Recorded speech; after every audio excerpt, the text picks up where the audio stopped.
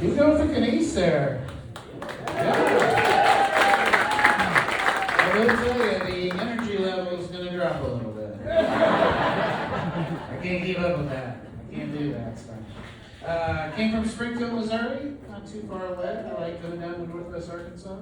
You guys, we got like that Bass Pro money up there in Springfield, but your Walmart money's a little nicer apparently. This place is fancy, you know? And I know what fancy looks like because I grew up pretty close to Branson.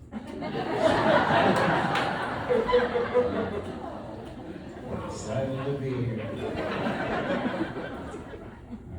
Got your Christmas stuff down yet, everybody? Yeah, everybody. Somebody's lying. I know. I'm not gonna point you out, but I know somebody still got it up. I still got mine up. I drag it out every year because it's always a sad day of the year when I gotta put the mistletoe belt buckle up for the year.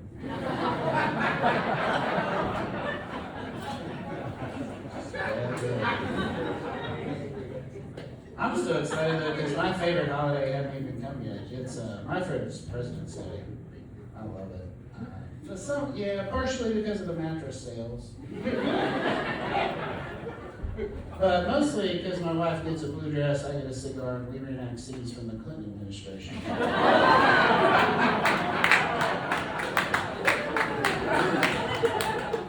I can't come to Arkansas without telling them.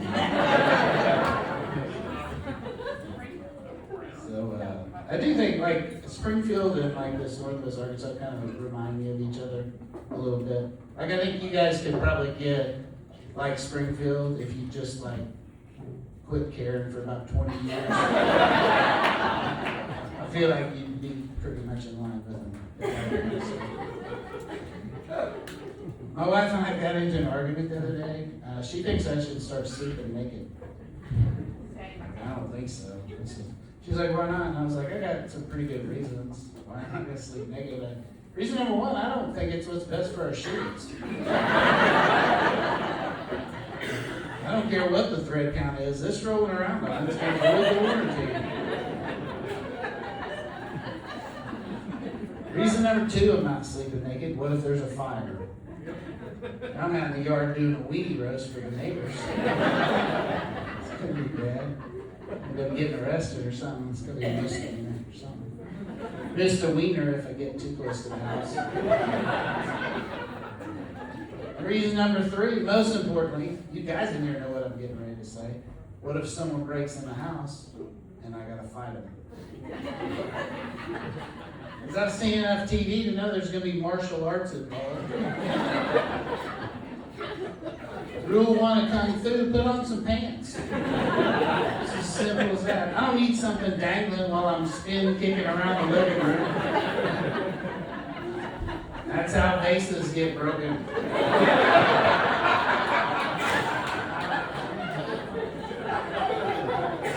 And then like even worse, like what if he brings a weapon? You know? I'm the Joker that brought a little Smokey to a knife fight. It's not gonna end well. Probably worst case it is if he brought a gun. You know? And I don't think anybody like breaks into my house planning on shooting somebody in the dick. But when I come busting out of that bedroom, it's probably going to cross his mind. So that's like, I rest my case. That's my evidence. That's why I'm not sleeping naked. And she's like, if you sleep naked, I'll let you touch my boobs. I'm like, naked it is. She was so convincing. So, I had to go for it. Getting older, it's just weird getting older. Like when you're young, I used to do fun stuff. Like we'd go to the lake, and there's like a bridge, and somebody'd be like, let's jump off the bridge. And when you're young, you're like, why not? Like, what could go wrong? You know? So we just go up there, you just look over the edge, you're like, oh boy, this is going to be a lot of fun. You know? Don't even think about it. Next thing you know, you're sitting on the edge, kicking your legs over, count to three, and just flying. And I feel like I should still be able to do stuff like that. But the other day I was getting out of my bathtub. And I'm like looking over the edge and I'm like, oh boy. There's not even a floor mat. This is going to be dangerous. Next Next thing you know, I'm sitting on the edge, kicking my legs over, counting to 3, and nobody's standing up. I'm old enough too. I'm the point in my life where I feel like at any point in any conversation, you should be able to go, well, I've had about enough of this. And just leave. I feel like that should be good. You know? Somebody gets into a story, and they kind of get off the main story, I feel like you should just be able to go, not relevant. Get back to the story. Like, you told me somebody gets shot with a nail gun at the end of this story.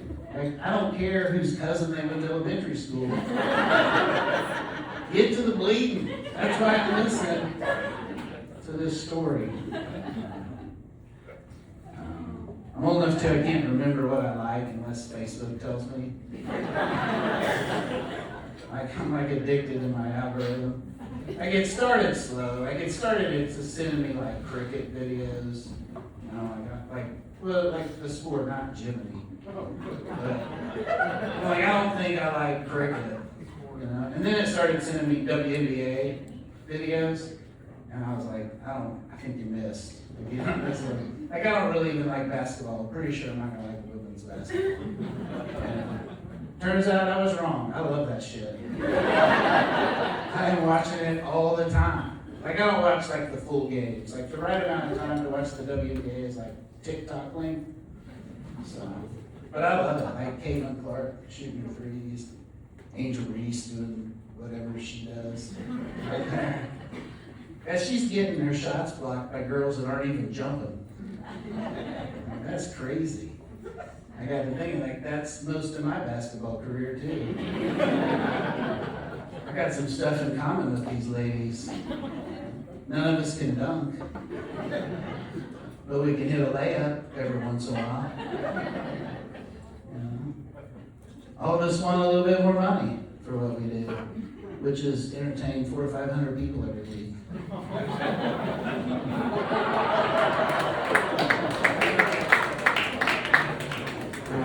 And none of us like dildos thrown at us. So I got quite a bit in common. And you would think, I know, you're looking at me like, I know what I look like. I look like if AI generated me, they'd probably put a MAGA hat on me. Like, I get it, you know? Some of you are thinking, I bet this guy got real worked up when Cracker Barrel tried to change her logo. Like, I understand, you know? That's why I was so surprised that I had so much in common with these tall black lesbians. You know? Weird for me too, but I found out I like a lot of stuff on Facebook I didn't know I liked. I didn't realize how much I liked watching grown men clean up overgrown yards. I'll sit and watch Spencer with S.D. Millen all day long. I would love that. I get excited. My wife will come by and I'll be like, look at this. Can't even tell there's a sidewalk there earlier. Look at that. Excited. It's weird. Like, my algorithm gets weird. Like, earlier last year, I got invited to go over to Europe and open for a guy and do some shows over in Europe. And I was trying to figure out if I should go or not. And my wife and I went to P.F. Chang's that night to eat dinner. And I get my fortune at the end of dinner, and it says, an overseas trip is in your near future. And I'm like, that's freaky. You know? My algorithm's outside of Facebook. It's on paper. And the Changs are involved. I don't know if that's good or not. So I believe my algorithm. If it, you know, sends me something about cleansing my liver, I'll stop drinking and call a doctor.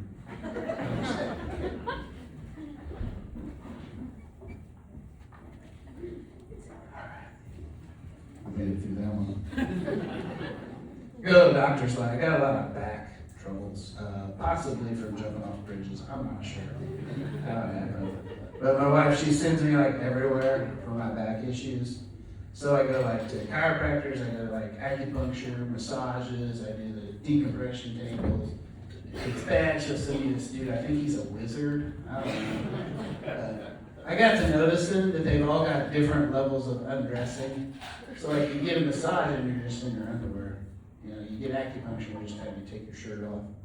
If your chiropractor wants you to take your shirt off, you need a new chiropractor. That's not normal. If a wizard wants you to take your shirt off, just take it off. It's going to happen. But sometimes, like, I'll forget where I'm even at. And the doctor will come in and be like, whoa, how come you got your pants off? And I'm like, oh, is this just a shirt off visit? And he'll be like, you're at the dentist's office.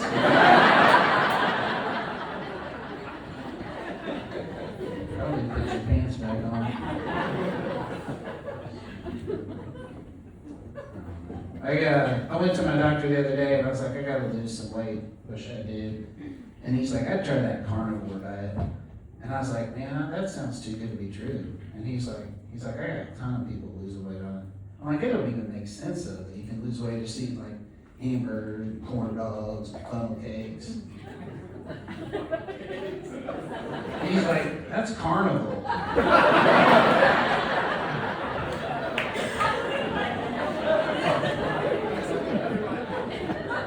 I'm like, I got a shitload of kettle corn to get rid of. But I knew I had to do something to start losing weight. So the last few months I've been microdosing Ozempic. That's my game plan. Yeah. So far it's not working. Like it hasn't affected me yet.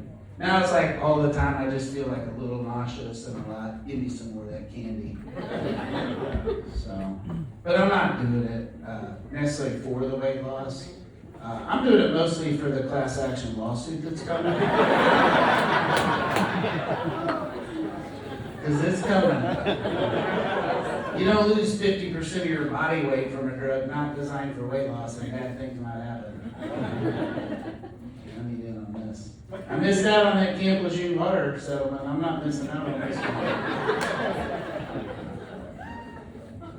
I'm just hoping I lower my A1C while I increase my 401k. That's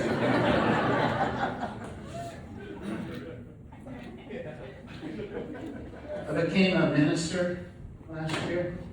Yeah, I'm an ordained minister now. Continuing my studies, you know. If anybody's interested in getting into the ministry, you need a few things. You need a valid email address. That's actually probably the biggest hurdle. You're going to need internet access, and then you're going to need about $40. And that'll get you in. And I paid a little extra because I wanted like that little tag thing you can put in your car so you can park closer to the hospital. So I paid a little, so you could probably get in under 40. But like my high school buddies that I hang out with, there's like two of us whose families didn't really go to church. And that other guy, he wanted me to perform his wedding for him. I'm like, that makes sense that you picked the other guy that doesn't go to church, you know. So I did it, and then I was like, I gotta have some rules, because I'm not gonna do like anybody's wedding, you know. Like I'm not gonna do like first weddings, because that's a lot of pressure. You know, like they've spent a lot of money. They've rented a venue, and then some woman's been dreaming about this since she was a kid. And I don't want to ruin that day. You know. Second weddings, I will do. I feel like at that point, like, okay, you probably learned your lesson. You know, you realized what you did wrong. This one will be better. I'll get involved with this one. You know? And statistically, second marriages do last longer. I don't know if that's true or not, but it sounds like it should be. So second weddings I will do. Third, no. At this point, I feel like you probably should have learned your lesson. You know? Fourth weddings, no way. Am I doing your fourth wedding? At this point, you probably got like 3 wives that died of mysterious deaths, you know?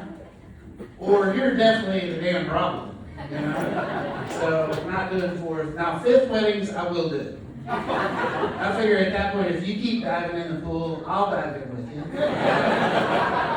I don't care. So I do mostly second and fifth weddings. So, now I do have a little caveat there. if I do your second wedding, I will do your third and your fourth. I'll keep doing them all if I do your second one. And it's mostly because I want to tell the joke, hey, this girl's way better looking than the last girl I married to. I just feel like that's worth the joke to do a third or fourth marriage. So just remember second and fifth, and also remember my business is based on recommendations and word of mouth. So if you know of anybody that's getting married for a second or fifth time, send them my way. Speaking of marriage, my wife and I, we just celebrated 34 years of marriage last year. It's exciting. It was our 4th anniversary, but she'd been married 18 years before, and I'd been married 12. We just added it up and went to Branson. Pretty big day. I did a little something different this time. I married an older woman. Yeah, she's my little cougar. And I'm her slow-moving prey. That was not hard to track down. She just waited till I got up from my nap. I'm like, gotcha. She didn't like when I call her cougar for some reason. She's like, quit calling me that. She's like, you wouldn't like it if it was the other way around. I called you something like a jaguar. Jaguar? Like that's how she pronounced it too. Jaguar. I'm like, I'm pretty sure it's pronounced pedophile. That's the word you're looking for. But she's always told, she's like, stop telling people that. Like, quit saying it. I'm not that much older than you. We were born the same year. Blah, blah, blah. And that's why I explained to her we were born the same year, but you were born in February, and I wasn't born until late September. It's a pretty big gap. If you've seen a 7-month-old child next to a newborn baby, it's a big difference.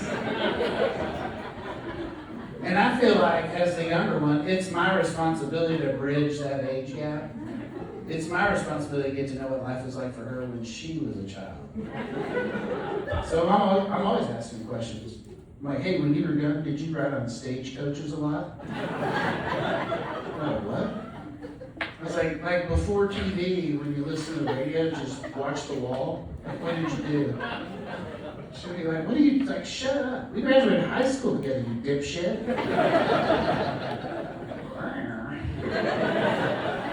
Angry cougar.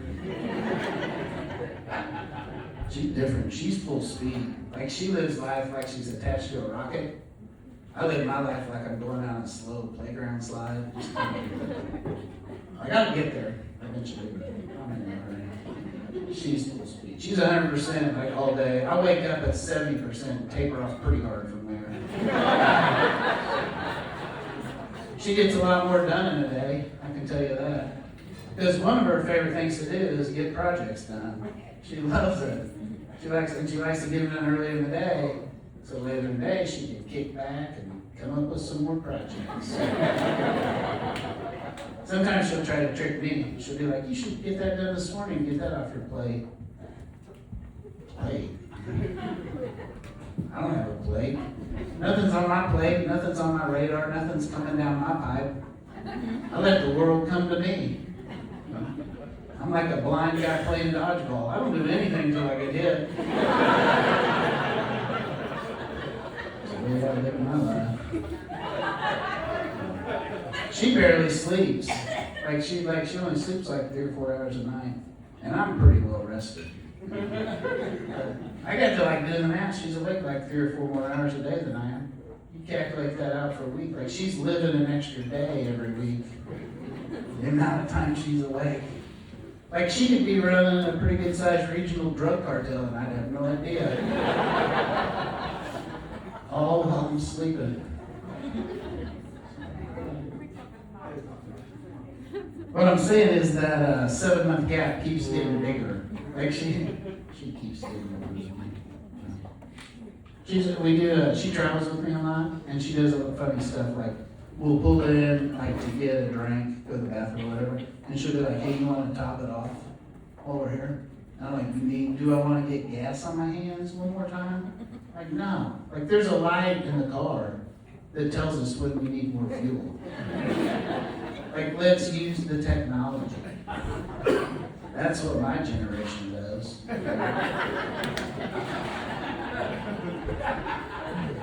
To be fair, though, I was a single comedian for 8 years before we got together, so I wasn't exactly running around with top it off kind of money. Thing if you're broke though, you still put top it off amounts of gas in the car. It's still give me $7. So it's similar. We live in a small town, and she'll get a utility bill in the mail. She'll go in the house, she'll get the checkbook out, write a check, put it back in the envelope, get in the car, drive it to the place, and pay it the same day it landed in our mailbox. That's crazy. I like to see which ones will send a second notice. That's how I live. She's all excited. I got the gas bill paid today, and I'm like, okay, boomer, but I don't think it's even due yet.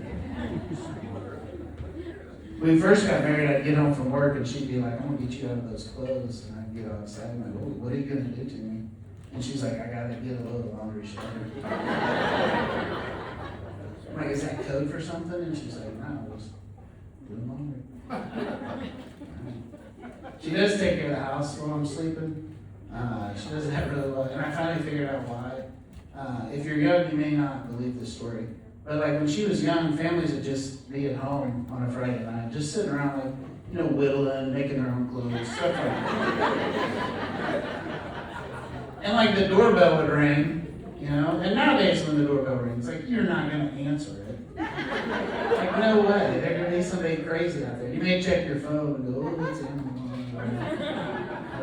You're not going to answer it. But back then, they just put down their cigarette and answered the door. It's crazy. And then it'd be somebody from church, and there'd be another couple, and they'd be we just thought we'd come over and hang out at your house all night playing games. I'm like, what the heck? If that happened today, you'd have some questions. What are you why didn't you just FaceTime me? Are you running from the law right now? How did you find out where we live? Not back then. 10 minutes later, they'd be playing 10-point pitch while the kids choke down secondhand smoke. Crazy. Like I said, if you're young, that may not sound like a true story, but my wife and both my grandpas told me it was.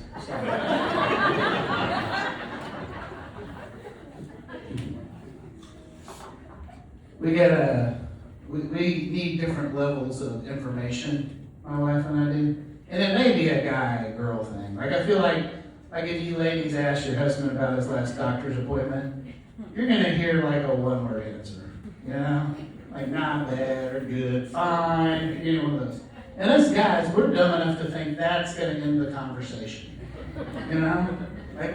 we're smart enough to know, don't say bad or really good, because there'll be follow-up questions, and you don't need to get involved in that, But if you go the other way, you guys ask your ladies about her last doctor's appointment, she's probably going to tell you about her doctor's appointment. She's going to have a whole story, You might take notes, because you're probably going to learn some stuff, My wife's told me stories about doctor's appointments that have lasted longer than the doctor's appointment lasted. You're on the 40th minute of this story, and it was only a 30-minute doctor's appointment. Are you throwing in highlights from other doctor's appointments? I don't know how this is working. I realized it the other day when we were out to eat with some friends, and my wife's like, hey, Bryce, tell them that story when we were in Mexico and that raccoon stole that bread off that lady's plate. And I'm like, I think you just told the whole story.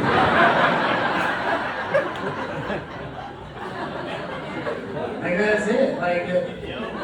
Mexico and the raccoon and the bread and the stealing. It's all in there.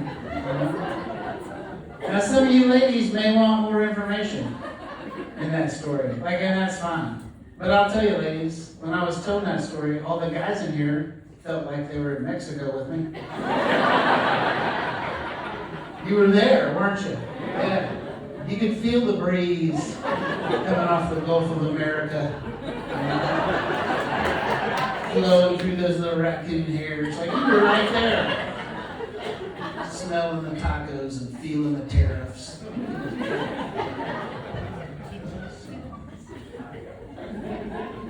So then my wife started telling the story, and she's like, the resort we were staying at was kind of tiered, and like the restaurants were up here, and the pools were down here. But the restaurant we were going to was like over here, and we got there early, and the only other person there was this guy from Canada. There's a lot more people from Canada down there than you would think there would be. And I was like, well, I've had about enough of this.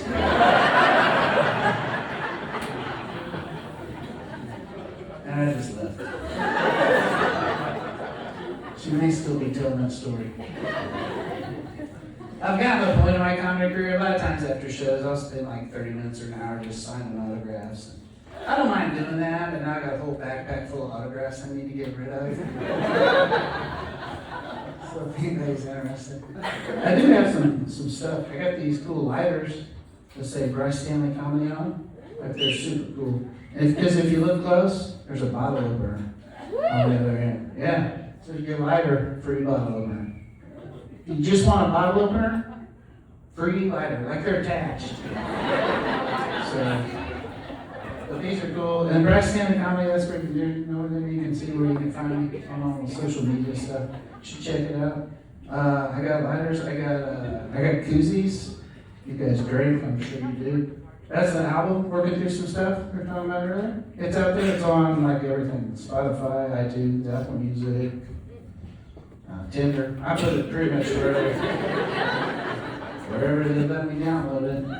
So, but it's out there, it gets played on Sirius XM Radio, Channel 97, so listen for it. You didn't hear very many of the jokes on it, so if you hear it, it'll be new stuff, so you should check it out. But I just got like a hat, like I don't want to have to do math. So I just got like a hat out there, and you can just kind of put whatever you want to have. Like grab a koozie or a lighter or whatever. I got shirts and stuff I don't let you run off with them with. But like, you know, if you grab a lighter and take off running, I'm in no shape to chase you down. You send over the free lighter and a guilty conscience. And a bottle opener, for sure. Alright, who wants a koozie? Over here. Alright, who wants a lighter?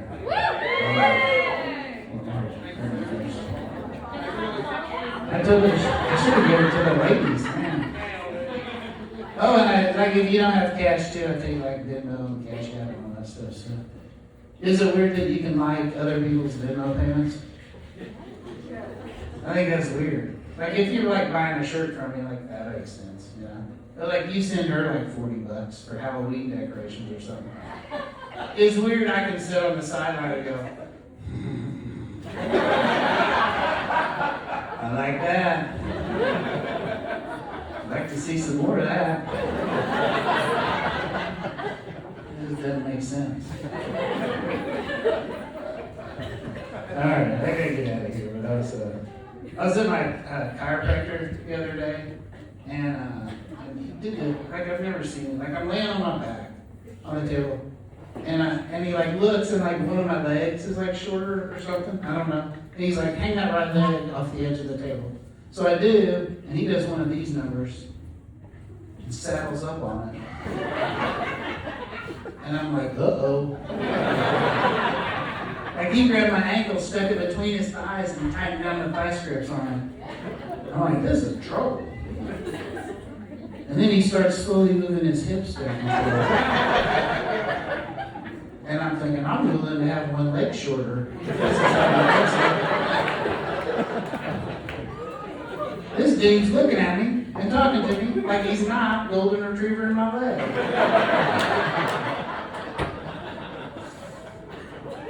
And I'm like, man, if this dude looks at me like he's gonna like one of my Venmo payments, I'm putting my shirt back on and I'm getting out of here. And that was about the time he jerked back real quick, like he didn't want to get my shin pregnant. I hear a pop go sliding across the table. I'm like, shoot, that worked. So I go see that cowboy about once a month.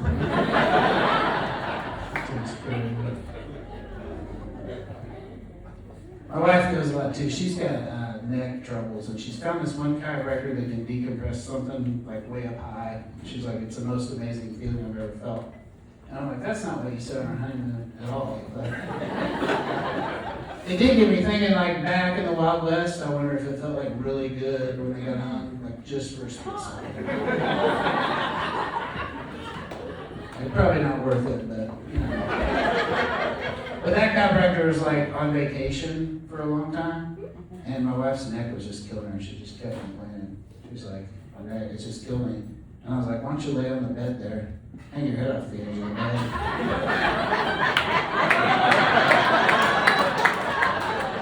I got an idea. It didn't work on necks, guys. And she had pink eye for about 2 weeks.